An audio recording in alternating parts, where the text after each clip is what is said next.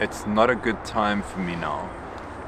That has become one of my least favorite phrases in the world. So obviously I work with people and hold retreats and things like that. So a lot of the time what will happen is that somebody will sign up for a retreat, or they'll say that they're interested in a retreat and they're highly motivated and they're ready to do their work and they're ready to heal and they're ready to look at all the things that they need to look at.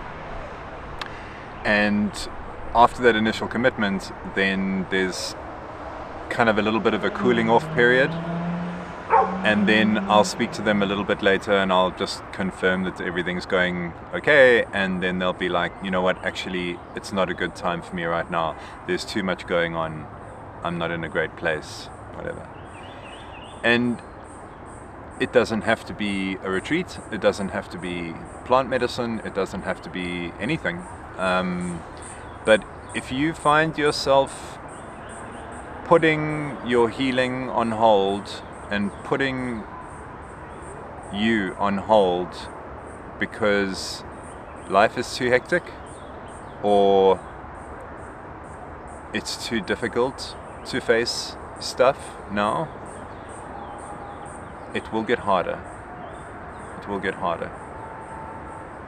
It's never going to be a good time. It's never going to be a good time.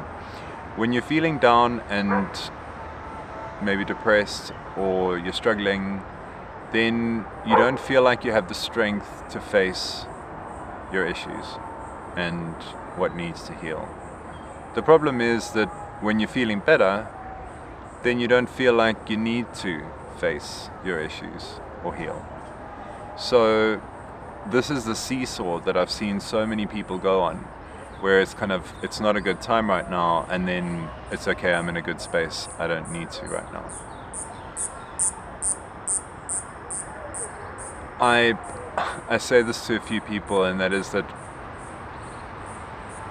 if there's a God, right, benevolent spirit that looks after all of us, and they see that the only thing that's stopping you from healing into the absolute best version of yourself, the person you're supposed to be, the person who you really are, if they saw that the only thing stopping you from getting there is all the busyness in your life, all the things that are too important to put on hold for you to heal, what would you do if you were them? What would you do? Probably burn it down, right? Take it away. Because that's what we do with our children.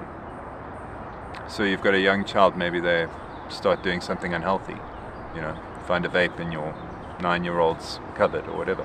What do? Take it away. Take it away. Because whatever it is that's not healthy for them or stops them from being who they're supposed to be, you take it away. So why would our nature as a parent be any different from the nature of our spiritual father or mother? If they truly love us and there's something that is stopping us from being the best version of ourselves, they might just take it away.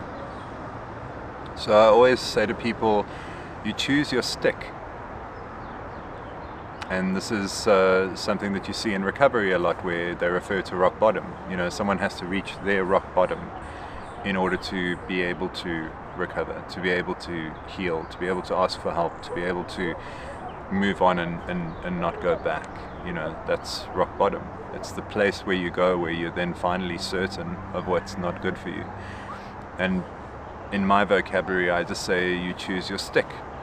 So it starts off as a nudge, a little stick, and if you ignore it, it gets a little bigger, it gets a little bigger, it gets a little bigger, until, it starts